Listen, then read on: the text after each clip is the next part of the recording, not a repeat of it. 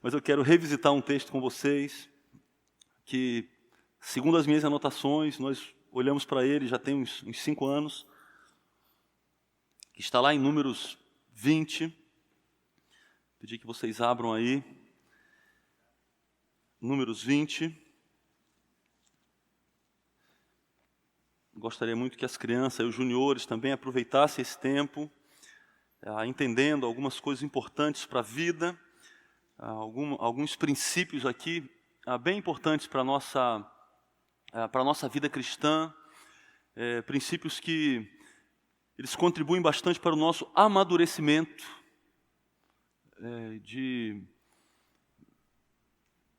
trazendo responsabilidade para nós, não é?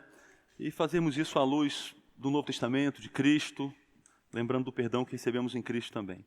Então vamos ler aí sobre as nossas escolhas e suas consequências. Em Números 20, vamos ler versículos de 1 a 13. No primeiro mês, toda a comunidade de Israel chegou ao deserto de Zim e ficou em Cádiz. Ali Miriam morreu e foi sepultada. Não havia água para a comunidade, e o povo se juntou contra Moisés e contra Arão. Discutiram com Moisés e disseram: quem dera tivéssemos morrido quando os nossos irmãos caíram mortos perante o Senhor.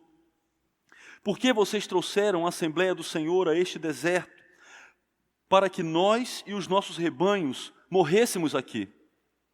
Por que vocês nos tiraram do Egito e nos trouxeram para este lugar terrível? Aqui não há cereal, nem figos, nem uvas, nem romães, nem água para beber. Moisés e Arão saíram de diante da Assembleia para a entrada da tenda do encontro e se prostraram, rosto em terra, e a glória do Senhor lhes apareceu. E o Senhor disse a Moisés: pegue a vara e com o seu irmão Arão reúna a comunidade e diante desta fale àquela rocha, e ela verterá água. Vocês tirarão água da rocha para a comunidade e os rebanhos beberem. Então Moisés pegou a vara que estava diante do Senhor, como este lhe havia ordenado. Moisés e Arão reuniram a assembleia em frente da rocha. E Moisés disse: escutem, rebeldes, será que teremos que tirar água desta rocha para lhes dar? Então Moisés ergueu o braço e bateu na rocha 2 vezes com a vara. Jorrou água, e a comunidade e os rebanhos beberam. O Senhor, porém, disse a Moisés e a Arão: como vocês não confiaram em mim para honrar minha santidade à vista dos israelitas, vocês não conduzirão esta comunidade para a terra que lhes dou. Essas foram as águas de Meribá, onde os israelitas discutiram com o Senhor e onde ele manifestou sua santidade entre eles. Vamos orar mais uma vez. Senhor, diante da sua palavra, nós desejamos, ó Deus, crescer, nós desejamos avançar em maturidade, e por isso nós pedimos, ó Deus, a iluminação do Teu Espírito, para aprendermos, ó Deus, a Sua palavra, para também aplicarmos a Sua palavra às nossas vidas. Ó Senhor, ajuda-nos a identificarmos onde a Sua palavra precisa trazer mudança, onde ela precisa corrigir pensamentos, corrigir crenças. Ó Deus, nos ajuda para que isso seja possível, ó Deus, seja um fato em nossas vidas nessa manhã. Nós pedimos isso ao Senhor em nome de Jesus. Amém.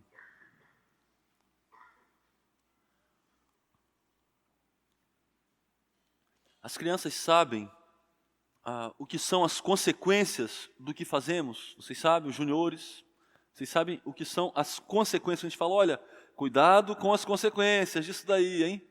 Né? O seu pai fala isso para você, sua mãe fala isso, né? Tem uns que estão dizendo que sim, né? Você sabe o que são as consequências? Nós vamos falar hoje aqui das nossas escolhas e das suas consequências. As escolhas que nós fazemos trazem consequências para a nossa vida. Esse aqui é o princípio do plantio e da colheita, não é? É bom lembrar isso. O agricultor, quando ele trabalha lá, o agricultor ele sabe desse princípio. Ele não vai colher aquilo que ele não plantou. Não tem jeito, não é?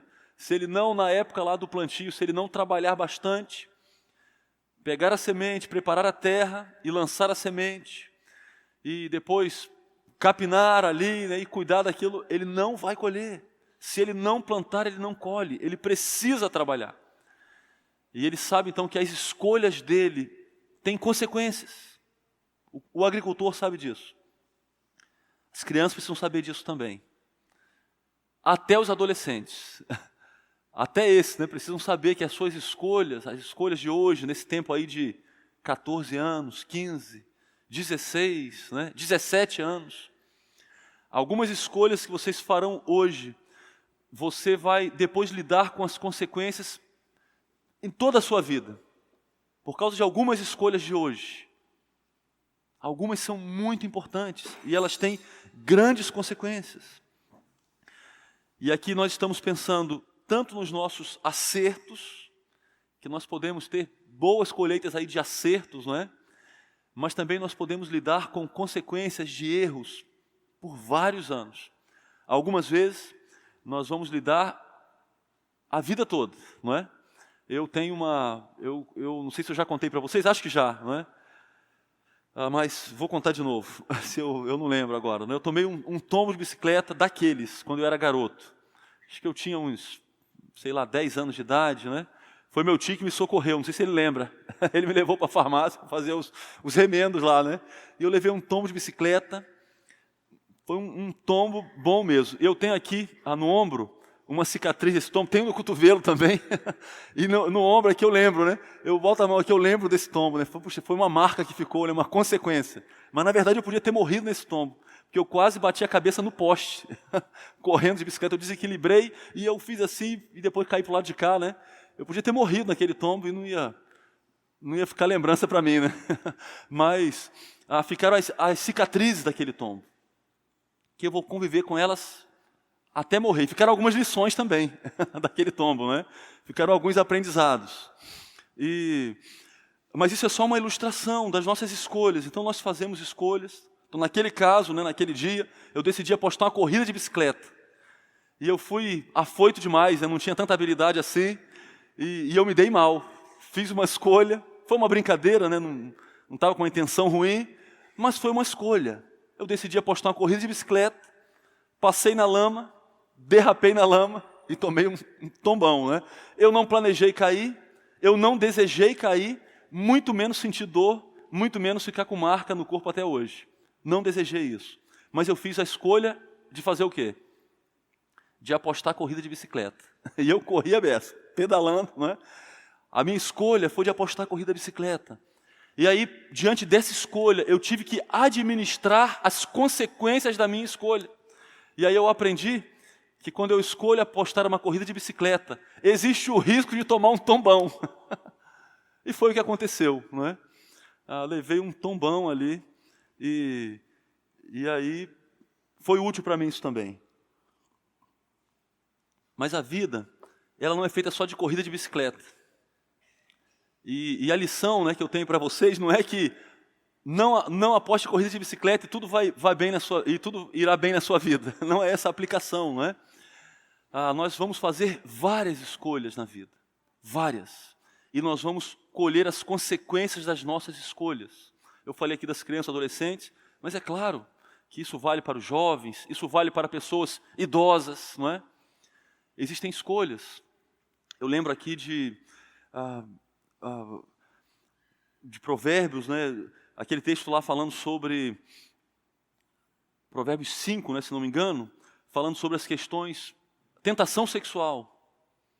E aí ele fala assim, olha, cuidado antes que chegue aquele tempo em que você pare só para lamentar escolhas erradas nas questões sexuais. E aí ele fala ali, ele apresenta a figura de uma pessoa idosa que ela não tem mais como voltar atrás e corrigir tudo o que ela fez de errado. Agora ela só tem como administrar as consequências das escolhas. E naquele caso ele está falando de alguém que não se arrepende, mas alguém que fica no remorso, não é? E ele diz, olha, a pessoa senta agora e só tem o remorso. E fala, puxa vida, para quê? Né? E questões terríveis. A área sexual, eu penso que a maioria aqui tem clareza, muita clareza sobre isso. É uma área que escolhas erradas podem trazer marcas profundas. Para alguém que não se arrepende de anticristo, aí vai sobrar só o remorso mesmo. Para alguém que se arrepende, não vai ficar o remorso, mas também podem ficar marcas, que vão durar, que não tem jeito. A vida já passou, ele fala ali, olha, vai chegar uma hora, e ele está exortando o jovem, vai chegar uma hora, você está tomando as decisões hoje, mas se você fizer escolhas erradas na área sexual, vai chegar uma hora que não tem mais jeito. Você não pode apertar no botãozinho, né, e recomeçar o jogo. Porque a vida não é assim. Nós vamos fazer escolhas e vamos depois administrar as consequências que nós teremos diante das escolhas que fizemos.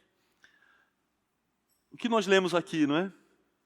Nós lemos uma situação, e aqui nós estamos, o pessoal aí do legado, né, corrigindo aqui uma informação, nós estamos já eles já estão bem próximos de entrarem na Terra Prometida, depois de vários anos de peregrinação, 38 anos pelo menos, não é?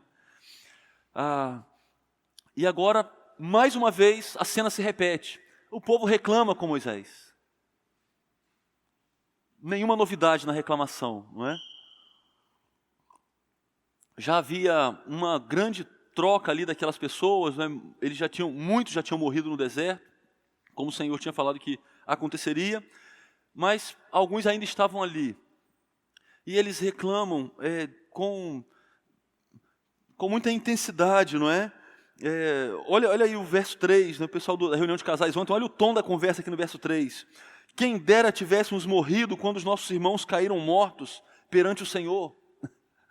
Teria sido melhor termos morrido, né? O nosso destino teria sido melhor. Por que vocês nos trouxeram para esse lugar aqui para que morrêssemos? E o tom da conversa não é bom. É uma conversa muito azeda. É uma reclamação muito ácida aqui, muito enfática do povo para os seus líderes. Olha o verso 5. Por que vocês nos tiraram do Egito e nos trouxeram para esse lugar terrível? Como se o Egito fosse um lugar maravilhoso para eles, não é? E aqueles que lembram da história, eles estavam lá gemendo debaixo da escravidão no Egito. E o Senhor atende ao clamor deles. E agora o Senhor os está levando para a terra prometida.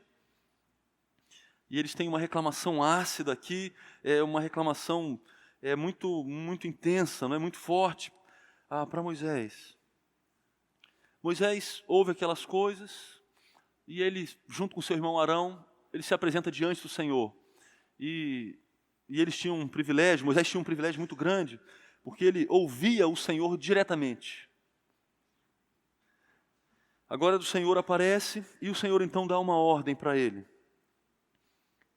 O Senhor diz, Moisés, pegue a vara e com o seu irmão Arão reúna a comunidade, né? Reúna a assembleia mais uma vez, ajunte o povo e vocês juntos falem a rocha. Não havia água para eles, não é? Não havia água. Você fala, olha, além disso tudo, agora não tem água aqui para nós bebermos. E o Senhor diz, vá lá, junte o povo, com a vara na mão, fale a rocha. Então o Senhor dá uma ordem, versículos 7 e 8, e ele também dá uma promessa. Ele diz, a rocha dará água. Assim tirareis água da rocha, dareis de beber ao povo e aos animais. A partir do verso 9, Moisés pega a vara que estava diante do Senhor, uma vara que tinha um símbolo aqui muito especial, ela era fruto de um milagre diante do Senhor, não é? Numa outra ocasião de rebelião, de reclamação, de questionamento da sua autoridade.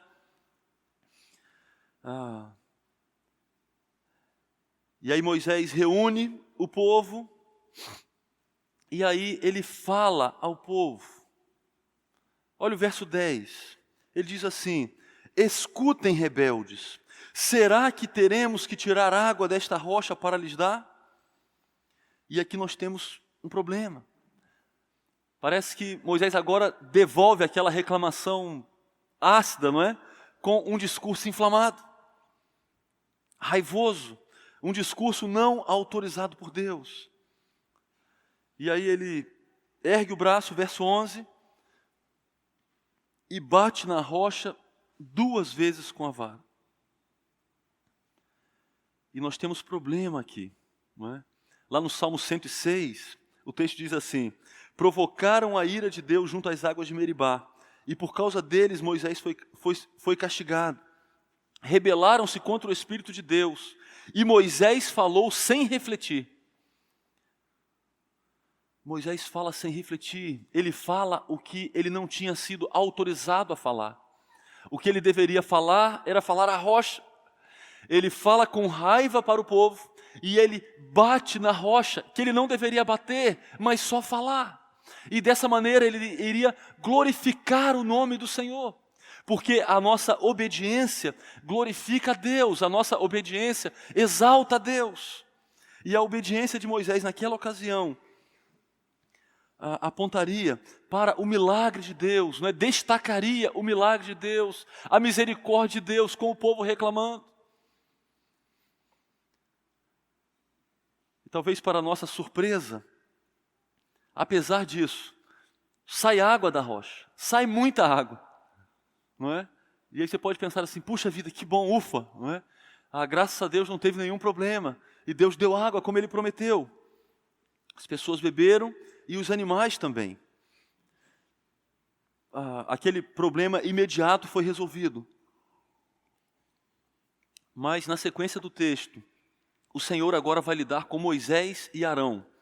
E isso nos intriga bastante, não é? Porque alguém poderia falar: puxa, mas tudo começou com a reclamação de quem? Do povo, não é isso? Essa cena aqui não começa com a reclamação de Moisés ou de Arão. Essa cena não começa com o pecado de Moisés ou de Arão. Essa cena começa com o pecado do povo. Mas diante do pecado do povo, Deus dá instrução para Moisés. Moisés faz do jeito dele e Deus atende a necessidade do povo. Ele é gracioso, Ele é misericordioso, Ele é paciente com o povo. E agora Ele vai se dirigir a Moisés. E alguém poderia ficar chateado com isso e dizer: mas isso não é justo. E antes que você pense assim, cuidado, não é? Quando nós estamos diante de uma ação de Deus, nós não podemos falar assim. E Deus não está dizendo aqui que o povo não errou, Deus não está dizendo que o pecado deles foi bonito, mas Deus agora decide lidar com Moisés e com Arão. Olha o que ele diz no verso 12 para eles: como vocês não confiaram em mim para honrar minha santidade à vista dos israelitas, vocês não conduzirão esta comunidade para a terra que lhes dou. Então eles estavam pertinho da chegada ali em Canaã, né? Mais uma vez, né? Chegando em Canaã, eles já tinham estado ali bem próximo, já no começo daquela jornada, e o povo desobedece, e eles são punidos com aquela peregrinação longa no deserto, e agora está bem próximo o tempo de entrar em Canaã de fato. A maioria certamente lembra, né, de quem é Moisés. É aquele que o Senhor preparou de maneira especial e usou na liderança do povo, e passou muitas coisas com o povo, né? A começar daquela saída lá no Egito, a começar daquele trabalho perigosíssimo confrontando o faraó, o homem mais poderoso do seu tempo. Então Moisés nessa ocasião aqui tinha um currículo daqueles, um currículo invejável, um currículo admirável, um currículo de serviço a Deus e ao povo de Deus, um currículo enorme. E talvez alguns de nós pensássemos até que ele, já de tanto serviço bom que ele tinha realizado para o Senhor, ele já estava imune a qualquer consequência de erro, e ele podia fazer qualquer coisa, que tudo estava valendo, né? E me parece que esse é um perigo no ministério, e aqui eu estou pensando no ministério pastoral especialmente, e na vida cristã talvez de maneira geral também, porque um serviço longo para Deus não nos dá liberdade para fazermos o que quisermos. Não, de maneira nenhuma. E é o que está acontecendo aqui. Apesar de tudo aquilo que Moisés já tinha feito, e na hora então dele desfrutar, né? Na hora ali é a cereja do bolo, não é isso? É assim que falaríamos, né? Entrar na terra e aí morrer tranquilo, não é? E ver Deus cumprindo aquilo que Ele prometeu e que o próprio Moisés anunciou para o povo várias vezes. E aí o Senhor diz: olha, você não vai entrar na terra. Você fez escolhas e agora você vai lidar com as consequências das suas escolhas. Você e Arão morrerão antes de entrar na terra prometida. E aqui nós temos um princípio geral aqui, não é? Você pode escolher que pecado cometer, mas não pode escolher as consequências. Não. Nós não podemos escolher as consequências. Nós podemos decidir na hora de pecar, e sendo teimosos, não é? Insistindo, mas as consequências nós não controlamos. E aí, de fato, o que acontece, não é? Você chega aí em Números 20, versículo 24, Arão, o Senhor anuncia que Arão vai morrer antes de entrar, e de fato, ele morre no Monte Hor, sem entrar na terra prometida. O irmão de Moisés morre sem entrar na terra prometida. E em Deuteronômio 34, a partir do verso 1, Deus vai mostrar a terra para Moisés. E ele tem uma vista panorâmica, né? Aqui a gente já antecipou, já adiantou um pouco mais a história, um ano e pouco para frente. E Deus mostra a terra para eles, ele fala assim: eu te faço vê-la com os próprios olhos, porém não irás para lá. Você vai ver, mas não vai desfrutar, não vai entrar. Queridos, nós aprendemos aqui que o perdão ele pode trazer consequências, o pecado pode trazer consequências, mesmo depois do perdão de Deus. Então, olha, crianças, então quando você tentar, né, os menores aí que ainda são disciplinados com a vara, então quando você tentar aquela estratégia, falar assim para o papai e para a mamãe: eu desobedeci, você me perdoa? E aí o que eles falam para você? Sim, eu perdoo. Mas agora você vai ser disciplinado. E aí você não pode falar para eles assim: mas você não me perdoou. Porque mesmo com o perdão não nos livra de algumas consequências do nosso pecado. Então, no caso lá dos filhos, não é? Pequenos, que recebem ainda a varinha, mesmo quando eles são perdoados pelo papai e pela mamãe, eles devem receber a correção, para que eles não repitam aquele erro, para que eles entendam que o pecado ele é muito grave, e para que eles fiquem livres da consequência maior do pecado, que é o inferno. Para que eles creiam em Jesus, se ainda não creram, para serem livres da maior consequência do pecado, que é o inferno. E aqui nós temos uma dificuldade prática, que não é só das crianças, que é a de entendermos que perdão é diferente de absolvição. E muitas vezes, nós adultos, batemos o pé e fazemos pirraça, questionando isso. Mas e o perdão? Querido, perdão é diferente de absolvição.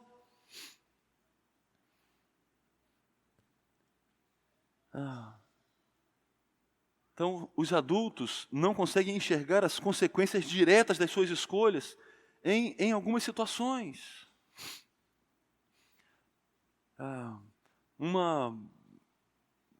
Então, temos falado aqui, não é? Bom, uma situação de dívida lá, finanças. Bom, então, há uma dívida com o irmão e aí você se arrepende, pede perdão a Deus, pede perdão para o irmão, e está resolvido? Não, precisa pagar a dívida. Tem uma consequência, não é? Tem uma consequência do erro. Aliás, na área financeira, nós, adultos, nós precisamos lembrar que loucuras na área financeira costumam deixar marcas duradouras. Nós não conseguimos, de maneira bem simples, né, cancelarmos escolhas erradas nessa área. Então, se nós cometemos loucuras, algumas vezes, não é, atitudes inconsequentes, algumas vezes vamos ter que lidar com as consequências que vão durar por anos, às vezes. Nós não vamos conseguir, mas você vai dizer: mas Áquila, eu me arrependi. E é excelente isso. O caminho bom não é o caminho do remorso, o caminho bom é o caminho do arrependimento, do pedido de perdão para Deus, para as pessoas envolvidas. Mas isso não quer dizer que você não precisará lidar com consequências que vão durar. Isso deve trazer para nós um senso de responsabilidade diante dessas escolhas, não é? E também deve trazer para nós uma consciência clara de que quando lidarmos com algumas dessas consequências, e mediante uma avaliação boa, sábia, né, talvez assumirmos essas consequências com maturidade, ao invés de ficarmos reclamando, e questionando. Não, faz parte dessa maturidade crescente, entendermos que as nossas escolhas têm consequências. Então precisamos, no caso das finanças, não é, encarar os riscos com responsabilidade, muita responsabilidade.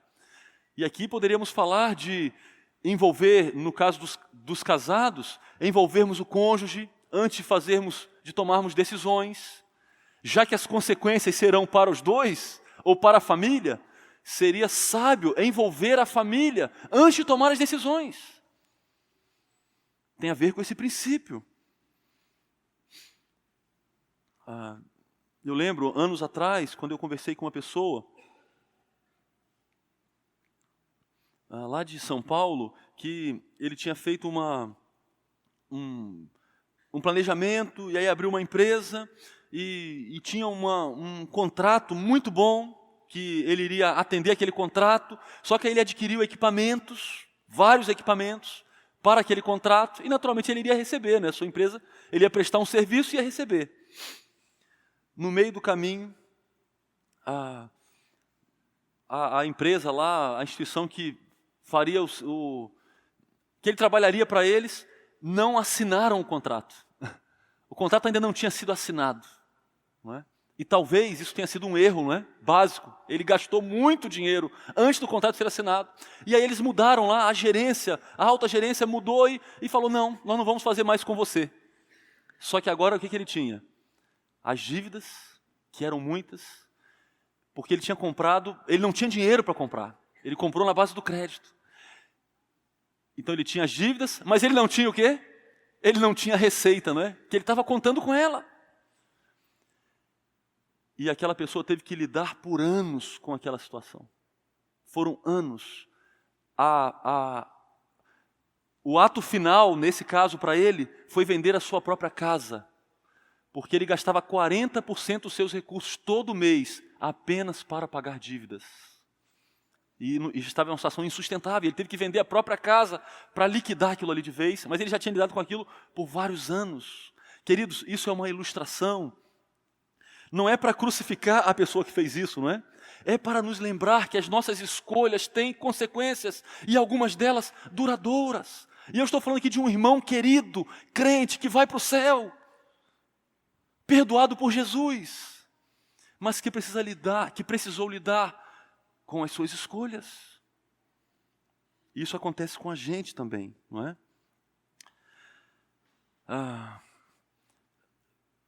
Olhando aí na sequência do texto, né, várias vezes Deus vai dar nome ao pecado de Moisés e Arão sem aliviar. Então ainda no verso, no que já lemos, né? Ele diz, como vocês não confiaram em mim. Ele fala aqui de incredulidade. Deus diz, Moisés, você e o seu irmão foram incrédulos. Ainda no capítulo 20, versículo 24, ele chama esse pecado de rebeldia. Lá no capítulo 27, ele fala de desobediência e rebeldia mais uma vez. Lá em Deuteronômio 32, 51, ele vai dizer, olha, vocês foram infiéis, agiram traiçoeiramente. Olha que coisa. Sabe do que Deus está falando? Deus está falando do pecado de Moisés e Arão. E aqui nós aprendemos que nós precisamos dar os nomes certos para os pecados que cometemos, porque isso vai nos ajudar a aceitar as suas consequências. Porque quando a gente der um nome bonitinho para o nosso pecado, ele vai parecer que a consequência desse pecado é um sorvete, né? Não é uma coisa ruim. E o nome certo do pecado, ele é feio, muito feio. Aliás, pecado já é uma palavra muito feia, bem feia mesmo. Rebeldia, desobediência, incredulidade, não são palavras bonitas, elas são feias, porque o pecado é assim. Às vezes estaremos envolvidos em situações que envolvem ganância. Ganância é uma palavra feia. Às vezes tem ganância no nosso coração, ou não? Isso não acontece, às vezes nós compramos por ganância. As crianças aí, não é? Os adolescentes, rebeldia não é uma coisa bonita, não é? Não é uma, quando você fala que tem um adolescente rebelde, isso não é um elogio, isso é uma coisa muito ruim. Falar que um adolescente ele é rebelde não é elogiar o adolescente. Então não se sinta elogiado. Fique preocupado, porque a rebeldia traz consequências. Arrependa-se da rebeldia. E corrija-se, não é?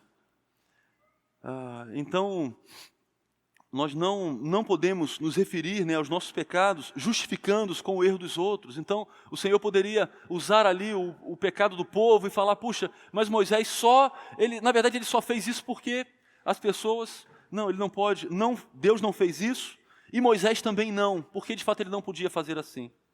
Um adolescente não pode falar, mas os meus pais não me criaram no caminho do Senhor. Ele não pode usar isso para amenizar ou justificar os seus pecados atualmente.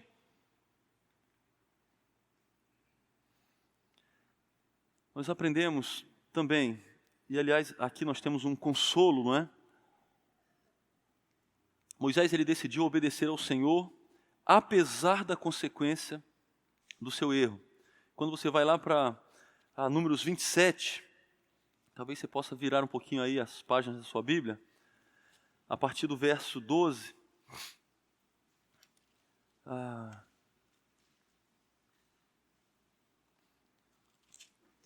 O Senhor, ele anuncia a morte de Moisés e ele diz, olha, depois que você ver a terra, você vai ser...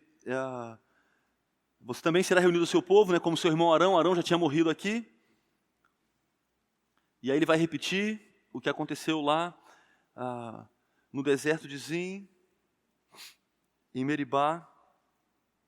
E aí olha o que Moisés diz para o Senhor, versículo 15. Moisés disse ao Senhor, que o Senhor, o Deus que a todos dá vida, designe um homem como líder desta comunidade para conduzi-los em suas batalhas, para que a comunidade do Senhor não seja como ovelhas sem pastor. E aí Moisés ele não está abrindo mão do seu cargo aqui, Moisés não abre mão do cuidado com o povo e diz, olha, então agora que eles se virem. Não, ele está preocupado com o futuro, ele não estará lá. E ele está pensando agora num sucessor. E o Senhor diz, chame Josué, impõe as mãos sobre ele, leve ele perante o sacerdote, dê-lhe parte da sua autoridade. E Moisés faz exatamente o que o Senhor mandou. Moisés não está revoltado com o Senhor. Moisés ele não desiste da vida cristã. Ele não faz isso. Depois, quando você chega lá no capítulo 31, ele está sabendo, ele é lembrado de que ele vai morrer, mas ele continua focado na sua tarefa. Ele ainda vai guerrear com o povo. Queridos, e aqui nós aprendemos que a consequência temporal de um pecado do passado deve nos motivar à obediência no presente. A consequência, que algumas vezes vai durar, ela não deve nos revoltar. Não, ela deve nos motivar à obediência agora. Vamos aprender. Vamos aprender, vamos lembrar da obediência que devemos ao Senhor agora. Aliás, o arrependimento verdadeiro inclui a aceitação das consequências temporais do pecado. Daquelas consequências que se limitam a essa vida.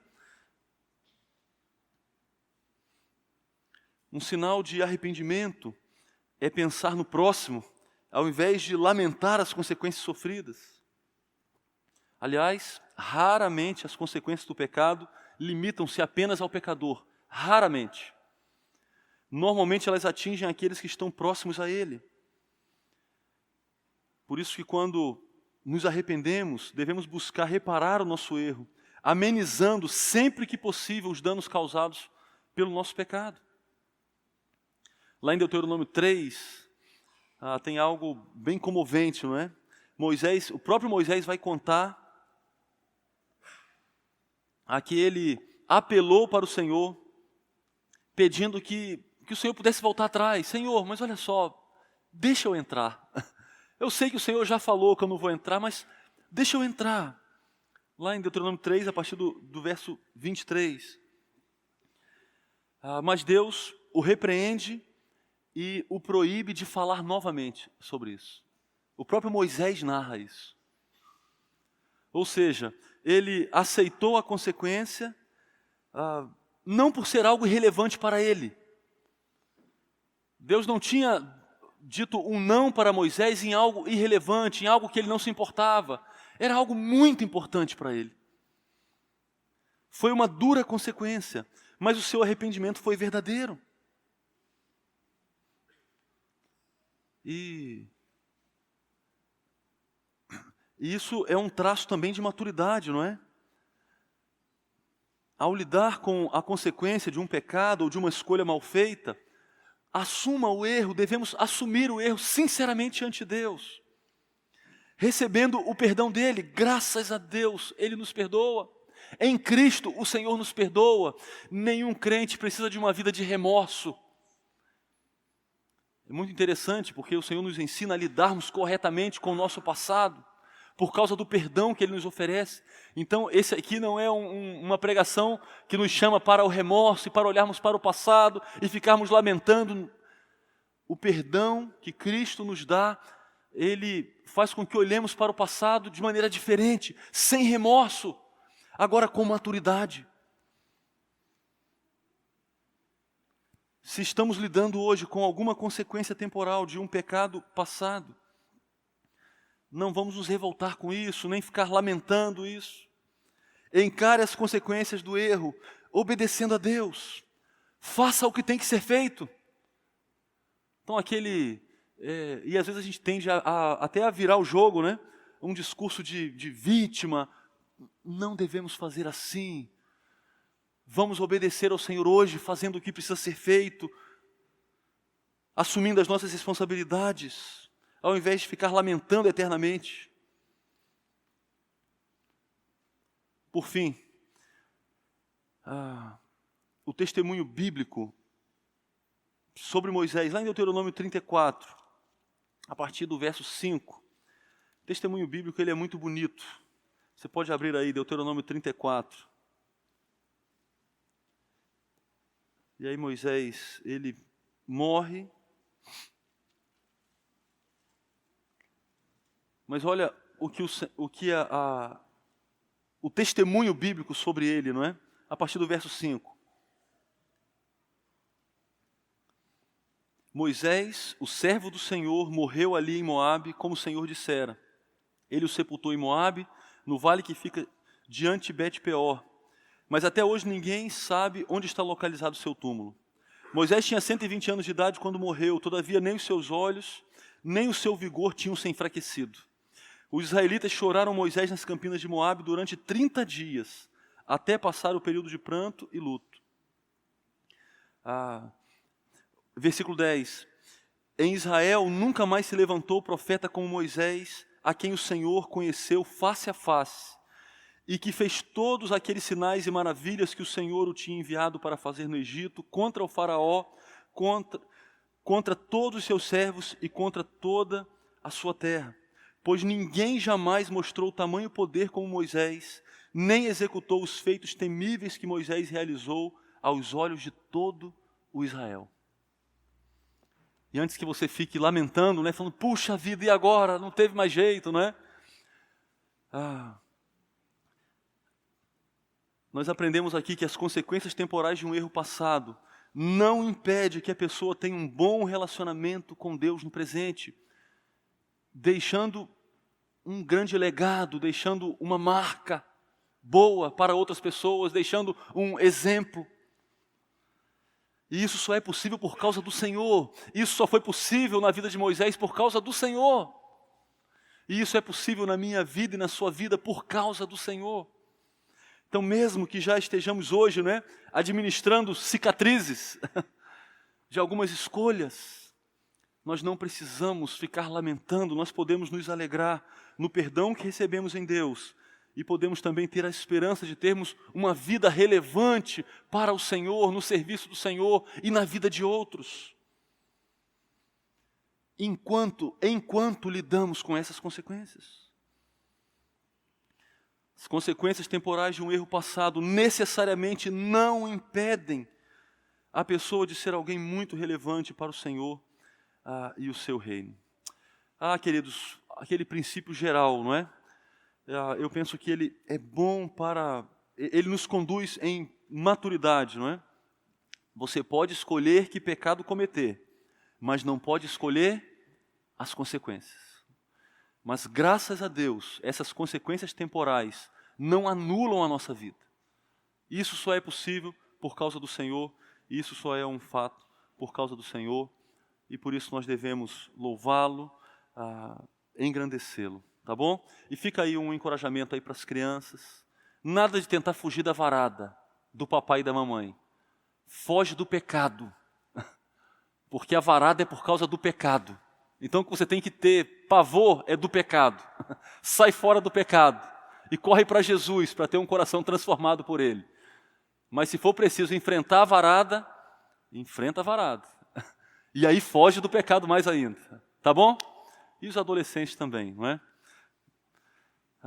Vamos engrandecer o Senhor mais uma vez.